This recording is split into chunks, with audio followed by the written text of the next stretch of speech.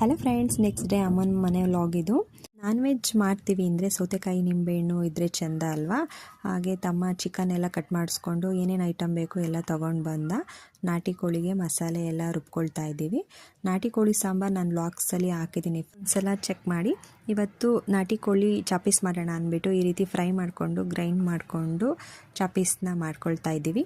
ಹಾಗೆ ಈ ನಾಟಿ ಕೋಳಿಲೆಲ್ಲ ಕಳ್ಳಿರುತ್ತೆ, ಅದಕ್ಕೆ ಕಡಲೆಬೇಳೆ ಕಾಯಿ ಪೀಸ್ ಹಾಕ್ಬಿಟ್ಟು ಈ ರೀತಿ ಕಳ್ಳು ಥರ ಮಾಡ್ಕೊಳ್ತೀವಿ. ತುಂಬ ಚೆನ್ನಾಗಿರುತ್ತೆ, ಟೇಸ್ಟಿಯಾಗಿರುತ್ತೆ. ನೀವು ಒಂದ್ಸಲ ಟ್ರೈ ಮಾಡಿ. ನಾಟಿ ಕೋಳಿ ಸಾಂಬಾರಿಗೆ ಮುದ್ದೆ ಇಲ್ಲ ಅಂದರೆ ಹೆಂಗೆ ಅಲ್ವಾ. ಮುದ್ದೆನೂ ರೆಡಿ ಆಯಿತು, ಆಲ್ಮೋಸ್ಟ್ ಅಡುಗೆ ಎಲ್ಲ ರೆಡಿ ಆಯಿತು. ನಾಟಿ ಕೋಳಿ ಫ್ರೈ ಇದು ಮತ್ತು ಸಾಂಬಾರು, ಹಾಗೆ ಕಳ್ಳೂ ರೆಡಿ ಆಯಿತು.